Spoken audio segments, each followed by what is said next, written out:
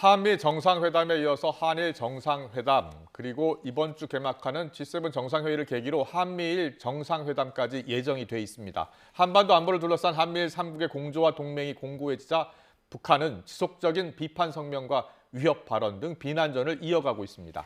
한일 정상회담 이후 북한과 한반도 주변 정세 분석해 보겠습니다. 이물출 경남대 극동문제연구소 교수, 김진아 한국외대 LD 학부 교수 두 분 나오셨습니다. 안녕하십니까? 어서 오세요. 안녕하세요. 네. 한미 정상회담이 4월 26일 열렸고요. 한일 정상회담이 7일 열렸잖아요. 그리고 21일 한미일 정상회담이 예정돼 있습니다. 이 한미일 3국 정상회담 한반도 안보에 어떻게 작용할지 어떻게 예상하세요? 일단 동맹 간의 문제들을 항상 두 가지를 잘 주목해 봐야 돼요. 한국이 이번에 글로벌 동맹으로서 뭔가 위상을 높이는 거는 결국에는 방기와 연료라는 그런 딜레마 중에서 방기 문제를 조금 해결했다라고 할 수 있어요. 그러니까 어떤 문제가 있을 때 우리가 도움을 받지 못할 수 있는 그런 부분들을 좀 축소시켰다라는 방기의 문제를 해소했다라는 건데, 동시에 또 동맹 간에 새롭게 또 생겨날 수 있는 문제는 뭐냐면 연료의 문제입니다. 동맹이 가까워지면 가까워질수록 또 원치 않는 그런 위기에 또 끌려 들어갈 수도 있는 것이거든요. 동맹의 책임이 있기 때문에. 그렇기 때문에 이번에 한미일이 물론 대북 문제와 관련해 가지고는 안보적으로 공조를 했다라는 부분은 우리가 플러스로 작용할 수가 있지만, 동시에 또 우리가 글로벌 협력 국가로서 뭔가 협력에 대한 아젠다가 많아졌다. 특히 지역 문제에 대해서 공동으로 협력해야 될 문제가 많아졌다라는 점이 있어서 아까 말씀드렸던 그 연료의 문제도 우리가 앞으로는 좀 균형 있게 고민을 하면서 가져가야 된다라는 도전도 있다고 봅니다. 그렇군요. 얻는 게 있으면 잃는 것도 있을 수 있다. 네, 알겠습니다. 이물철 교수님은 어떻게 예상하세요? 사실 이제 그 윤석열 대통령이 지난 3월달에 일본을 방문했고요. 그리고 이제 4월달에는 미국을 방문했고, 그리고 이제 5월달에 기시다 총리가 한국을 방문하고, 그리고 이번에 이제 그 한미일 정상회담이 예정되어 있는 거죠. 그렇군요. 저는 이게 중요한 퍼즐이 지금 완성되어 가고 있다는 측면에서 주목을 하는데요. 중요 퍼즐이 완성되고 있다고요? 그 퍼즐은 결국 이제 그 북한의 핵 미사일 그 대응과 관련해서 한미일 공조 체계가 이제 적어도 이제 제도화 수준에서는 상당 수준 지금 완성이 되는 형태로 가고 있다, 이렇게 보여지고, 그 정점이 이번 그 G7 그 한미일 정상회담에서 찍어질 가능성이 높다. 이제 일단 그렇게 저는 봅니다. 그렇군요. 네. 한미 정상이 합의한 워싱턴 선언도 우리 안보에 큰 변화를 가져올 것으로 보입니다. 한미 핵 협의 그룹을 신설을 했는데요. 이게 우리에게 어떤 의미가 있을까요? 이제 이미 이제 많은 얘기가 나왔지만, 사실 이제 북한의 핵 그 미사일 위협이 계속 고도가 되니까 어떤 식으로든 이제 우리 대통령 입장에서는 뭐 국민들의 그 안보 우려를 불식시키는 게 가장 중요하겠죠. 그 방법 중에 하나가 결국은 이제 미국하고 핵을 사용하고 운용하는 것과 관련해서 좀 긴밀한 협력을 해야 되겠다. 그러니까 우리의 목소리를 반영하는데 그 제도화 수준을 좀 더 공고하게 다질 필요가 있겠다. 이제 이런 맥락에서 이제 이른바 이제 NCG라는 게 이제 만들어지는 겁니다. 근데 이제 이 NCG가 기존의 그 확장 억제 전략 협의체와 이제 뭐가 다르냐, 이제 이런 얘기들이 이제 지금 많이 나오고 있는 거죠. 그게 이제 결국 제가 말씀드린 핵을 운용하는 것 관련해서 우리의 입장이 보다 정례적으로, 보다 이제 어떻게 보면 보다 안정적으로 이제 반영될 수 있는 하나의 이제 채널이 만들어졌다. 이제 이게 이제 이전하고 다른 거다, 이렇게 얘기를 하는 거예요. 그런데 이제 또 상당수 전문가들은 전략 억제 협의체하고 뭐 별로 다를 게 없다, 또 이렇게 얘기도 합니다. 자, 근데 이제 이게 우리 안보에 주는 함의는 그런 거겠죠. 우선은 북한의 고도화되고 있는 핵과 미사일 위협을 좀 더 이제 한미일 공조 체계에 의해서 체계적으로 이걸 억제할 수 있는 그런 하는 시스템이 만들어진 그런 측면도 있는데, 이제 앞으로 계속 얘기를 나누겠지만 결국 이 그 워싱턴 선언이라는 것이 갖는 여러 가지 참 중요한 또 함의들이 많습니다. 사실은 이거 자체가. 그러니까 우리가 북한의 핵 미사일 대응 측면에서만 바라봐야 될 게 아니라, 결국 이게 이제 가장 우리가 이제 주목해야 될 부분은 일본이 평화 국가에서 어떻게 보면 이제는 핵 문제에도 협의하고 같이 논의할 수 있는, 또 대응할 수 있는 그런 군사 국가로 전환될 어떤 계기도 이게 될 수 있다. 그 문제와 관련해서 이 핵 협의 그룹에 지금 이게 한미 협의 그룹이잖아요. 여기에 일본이 참여할 수 있느냐, 그게 구체적으로 논의될 가능성이 이번 한미일 정상회담에서 예상이 되느냐라고 묻고 싶거든요. 이미 예정된 수순이라고 예정된 저는 수순이다. 봅니다. 예. 이미 그 논의 내용이 공개적으로만 지금 나타나 있지 않을 뿐 예. 이미 한미일은 미국 주도에 의해서 일본의 참여를 이미 저는 상당히 많이 논의했을 거라고 일단 보여지고요. 그렇게 보시는군요. 그래서 예. 얼마 전에 이제 제가 상당히 주목했던 게 타임즈에서 이제 그 표지에 이제 기자 총리가 나왔잖아요, 그죠? 네.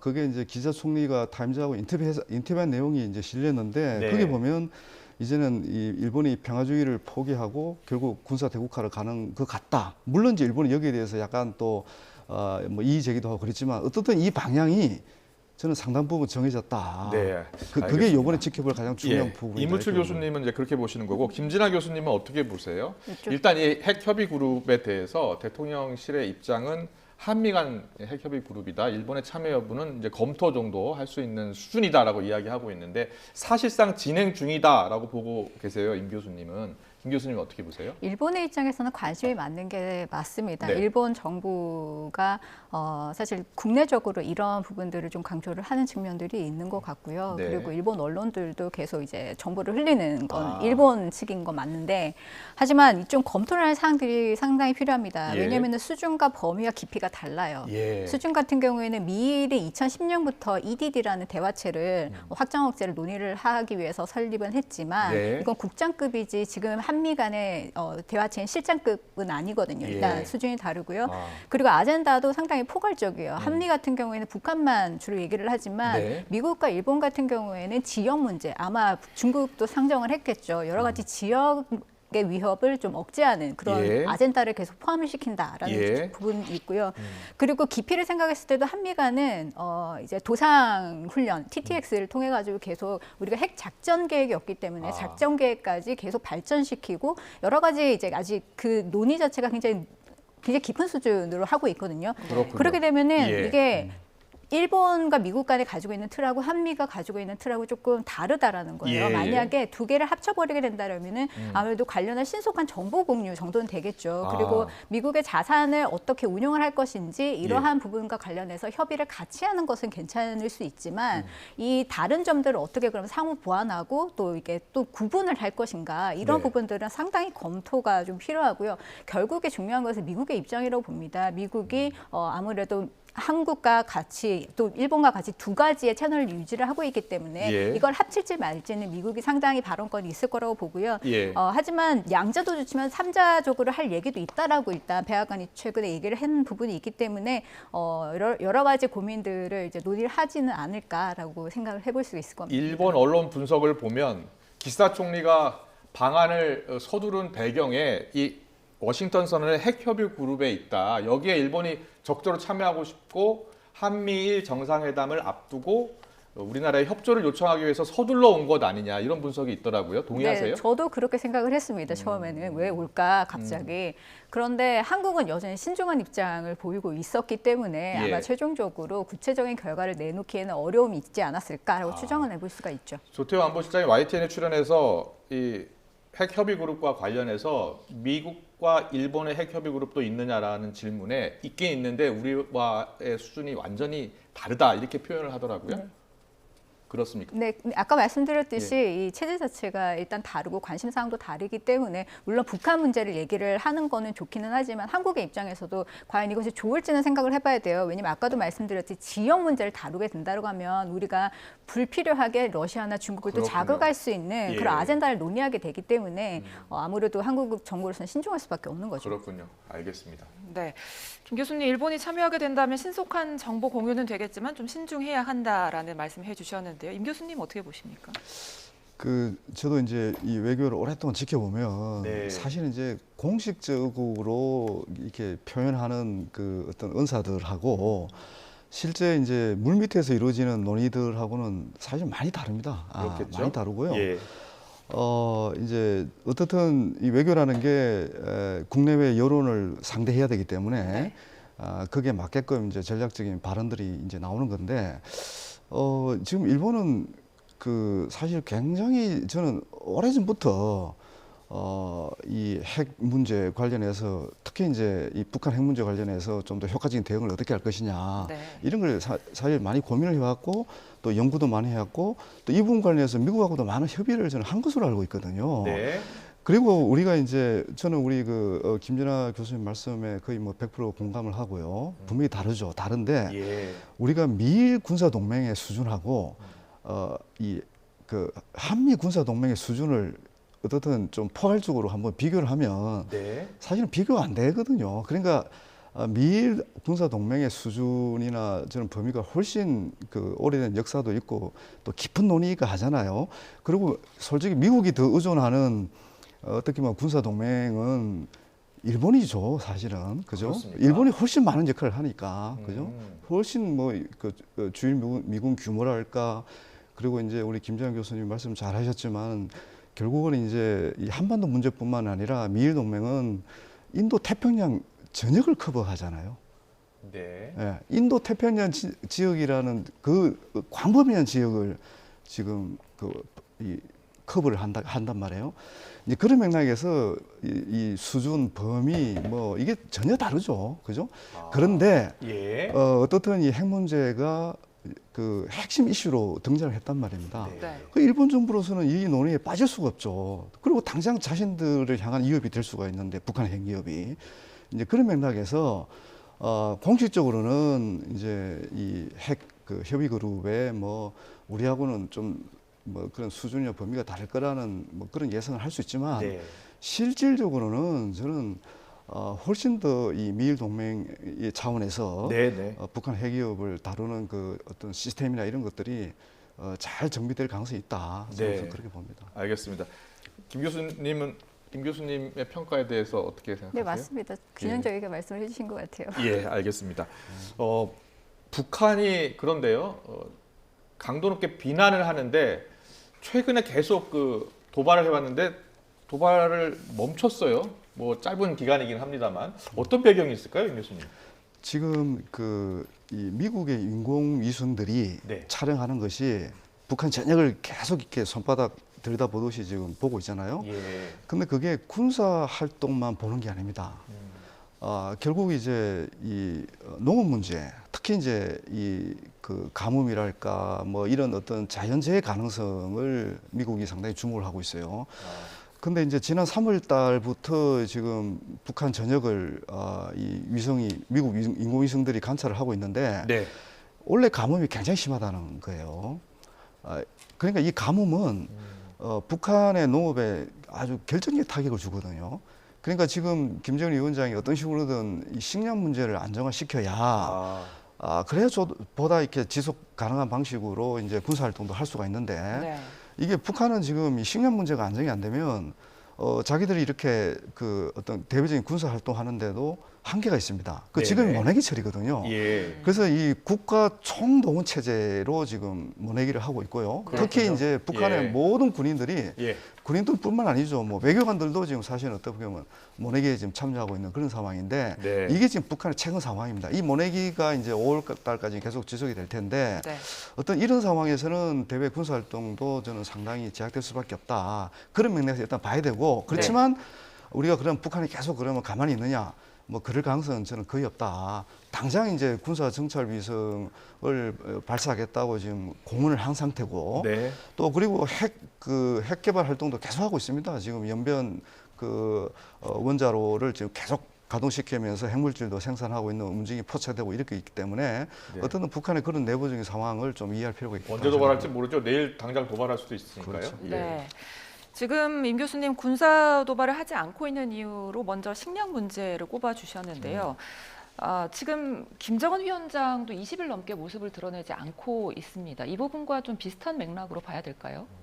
네, 그런 것도 있고요. 사실 지금 북한이 무리하게 도발을 해서 얻을 게 무엇인가를 고민하지 않을까라는 생각이 듭니다. 왜냐하면은 이게 도발을 하면 아무래도 중국과 러시아의 보다 밀착하는 모습을 보일 수는 있겠지만 네. 이게 단기적으로는 좋을 수 있지만 장기적으로는 사실 미국과의 협상을 기대를 한다고 한다면은 좋지 않은 부분이 있어요. 네. 만약에 단기적으로의 목적이 현상 유지 그리고 단지 생존이다라고 한다면 당연히 친중, 친러 움직임을 계속 보여주는 게 맞습니다. 네. 네.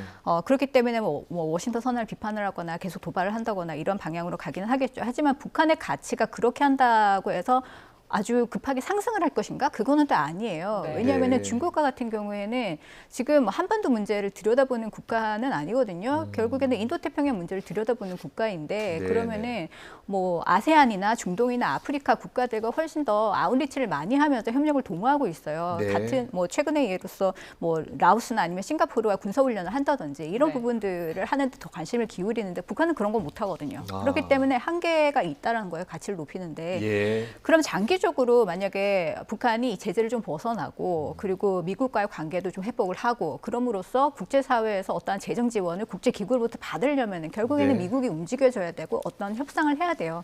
그렇게 되면은 북한이 이제 딜레마가 있는 거죠. 계속 중국과 러시아와 밀착하는 모습을 계속 보이면서 앞으로의 옵션들을 줄여 나갈 것인가 네. 아니면은 조금 수위 조절을 하면서 계속 미국의 반응을 볼 것인가 이런 부분들을 고민하지 않을 수 없을 겁니다. 그렇군요. 알겠습니다. 자, 한미일 정상회담 전망 지금 짚어보고 있는데요. 최근 미국에서 열린 한 토론회에서는 이 한미일 안보 협력 강화의 반작용으로 북한과 중국, 러시아가 또 더 밀착할 수 있는 계기가 될 수 있다. 그래서 오히려 북한에게 유리할 수도 있다라는 전문가 분석이 나왔습니다. 여기에 대한 평가를 듣고 싶은데요. 예, 부분적으로 일리가 있는 지적인 것 같습니다.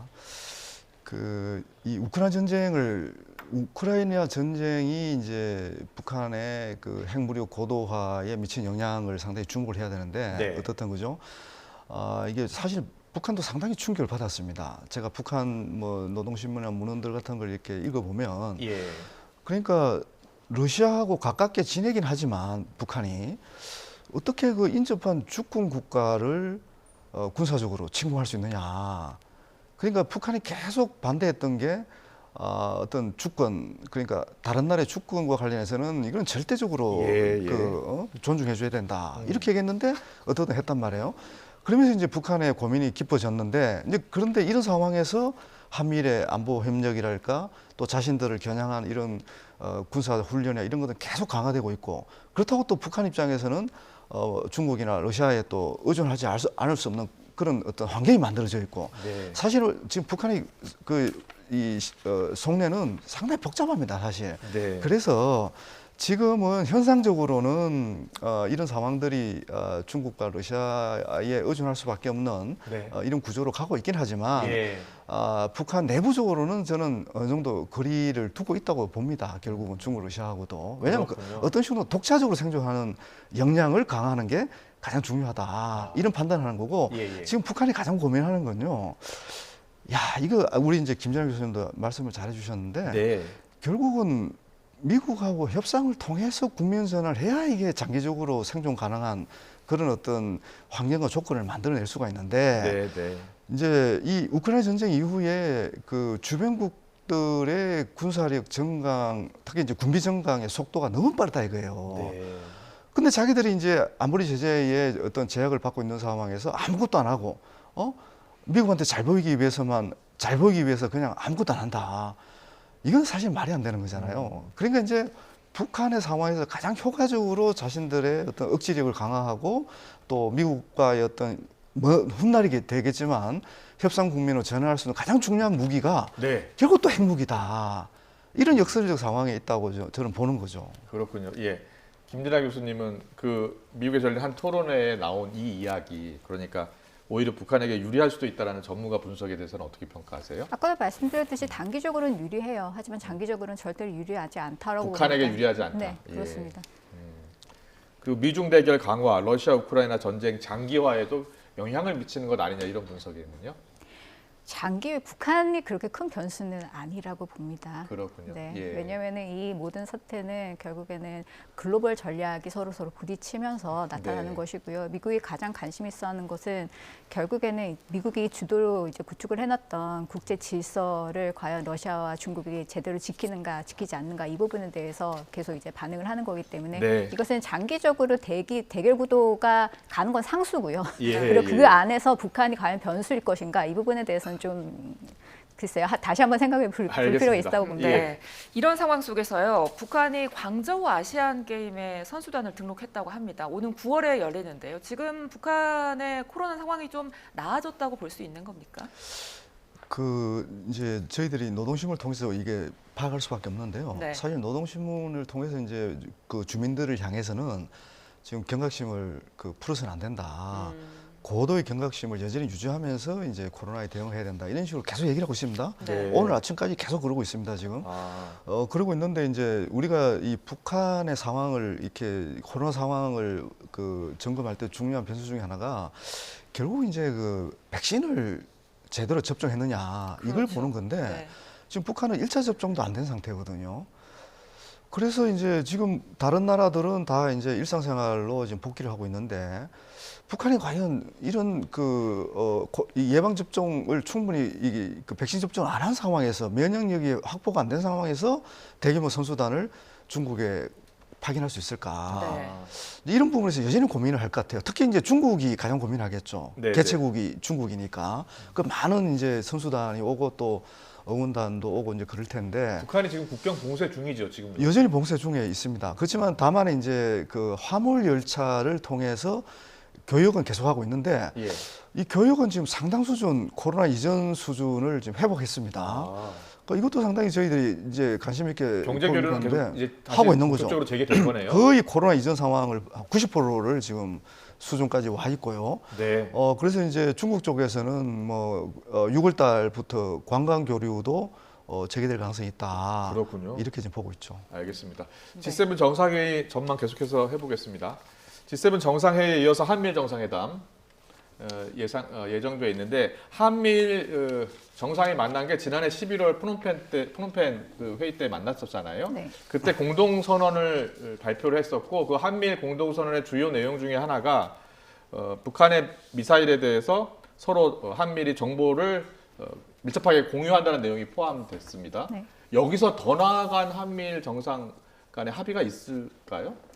글쎄요, 지난번 프놈펜 선언을 우리가 평가를 하기로 아무래도 한미일이 인도 태평양 전략을 이제 세 나라가 다 공개를 했기 때문에 예. 모종의 이해관계가 맺어졌고 그것을 선언한 첫걸음이다라고 얘기를 했기 때문에 예. 아주 구체적인 내용들은 앞으로도 계속 논의될 가능성은 있습니다. 예. 안보 문제와 관련해 가지고는 이제 미사일 관련한 정보 공유 그리고 대잠 훈련 그리고 재난 구조 여러 가지 것들을 한다라고 이미 얘기를 했었고요. 네. 앞으로 좀 더 논의를 해야 되는 게 아직 미정인 것이 이제 해양 차단 훈련. 예를 들어서 한반도 근처에서 핵 WMD와 관련해 여러 가지 물품이 오가는 그런 정황들을 같이 차단하고 우려를 해소하는 그런 훈련들이 있어요. 차단하면 북한이 강하게 반발하고 있는 내용 근데 아니에요? 중국도 마찬가지로 예. 여기에 굉장히 민감해하고 네. 있죠. 그리고 또 한국을 포함을 해서 다자 연습을 같이 하는 그런 부분들이 아직까지는 좀 열려 있습니다. 미일과 다른 미국의 동맹국들끼리 하는 다자 훈련들이 상당히 많아요. 그러면 예. 한국이 계속 빠져 있기 때문에 한국이 들어가야 된다라는 얘기가 나올 것이고요. 그렇기 때문에 좀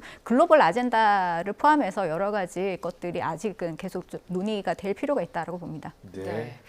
그런데 지금 G7 공동 성명에 중국의 경제적 강압을 우려한다 이런 문구가 포함될 것으로 보인다는 지금 보도가 계속 나오고 있거든요. 이 문구는 어떤 의미가 있는 겁니까?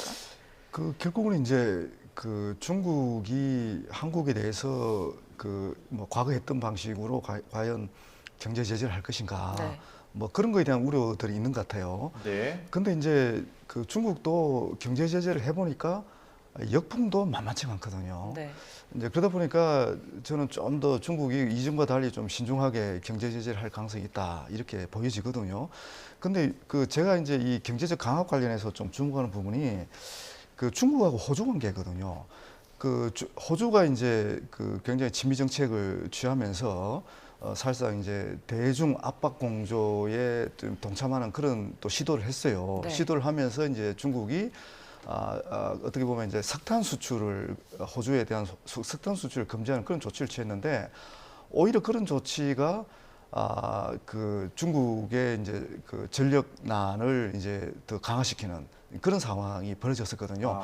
그러니까 제가 이제 얘기하자면 호주산 석탄을 수입하는 걸 금지시켰거든요. 예. 그러다 보니까 중국의 전력 상황이 더 악화되니까 지금 최근의 상황을 제가 한번 점검을 해봤더니 오히려 한국과 호주와의 관계는 경제협력 관계는 더 지금 활성화되어 있거든요. 그러니까 이 얘기는 뭐냐면 중국도 경제적 강압을 이 말로는 할 수가 있는데 실질적으로 조치를 취하기는 어렵다. 근데 이제 여기서 제가 이제 우리 그 중국에 나가 있는 우리 한국 기업분들하고 조금 이렇게 연락을 취할 기회가 있었어요. 근데 사실은 이제 이분들이 굉장히 어렵더라고요, 지금.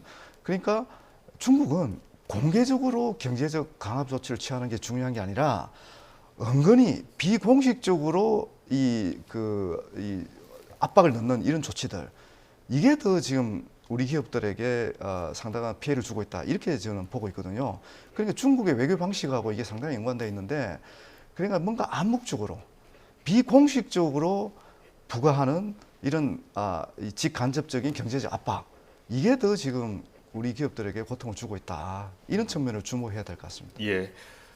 앞서 한미 정상회담 때도 그랬고 한일 정상회담 때도 그랬고 중국 정부가 상당히 민감하게 반응하고 있잖아요. 네. 그래서 한중 관계가 앞으로 좀 더 어려워지는 것 아니냐 이런 우려도 있습니다. 김진아 교수님 어떻게 보세요? 아까 임은출 교수님께서 잘 말씀을 해주셨는데요. 네. 이 강압, 경제 강압이라는 걸 어떻게 정의 내리냐면 경제적인 레버리지를 가지고서 외교적인 갈등이 있는 국가들한테 보복하는 행위를 경제 강압이라고 그래요. 그렇군요. 여기서 가장 중요한 거는 투명성이 있느냐, 합법성이 있느냐예요. 그러니까 미국 같은 경우는 칩스 법안이나 아니면은 뭐 IRA나 좀 통제하는 법안 아니냐 이렇게 얘기를 하지만 사실은 합법적인 거거든요. 절차가 있고 이제 투명하게 진행이 예, 되기 예. 때문에 그걸 강압이라고 하진 않습니다.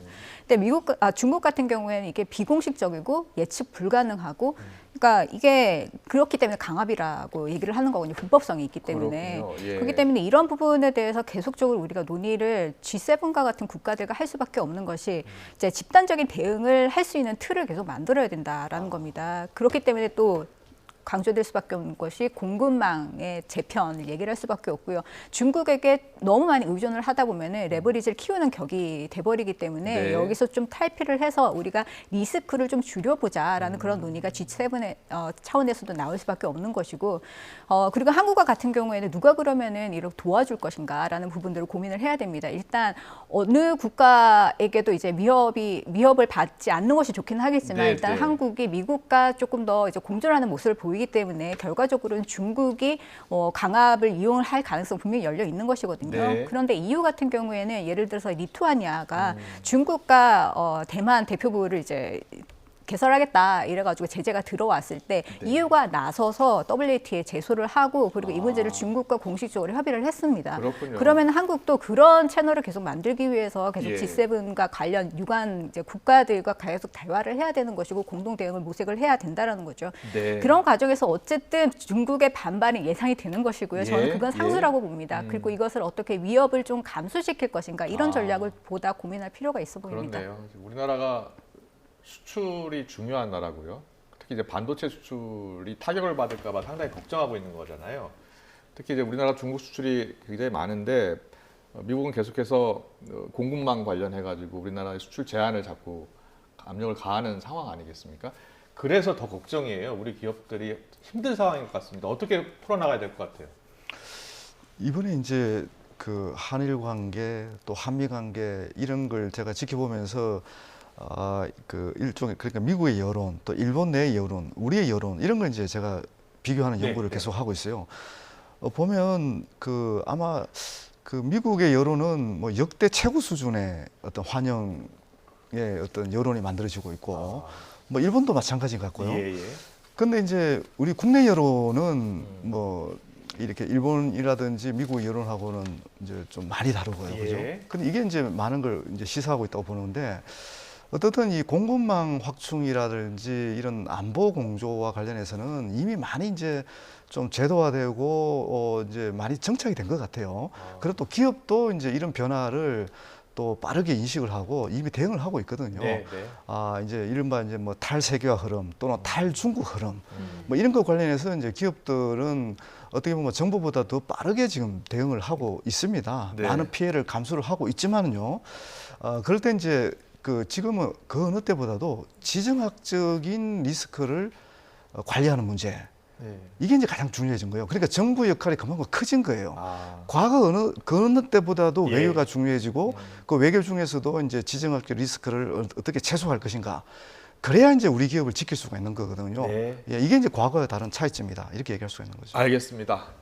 오늘 21일 예정된 한미일 정상회담 어떤 이슈가 논의될 것이고 과제가 무엇인지 두 전문가와 함께 짚어봤습니다. 이물출 경남대 극동문제연구소 교수님, 김진아 한국외대 LD 학부 교수님과 함께했습니다. 잘 들었습니다. 고맙습니다. 감사합니다.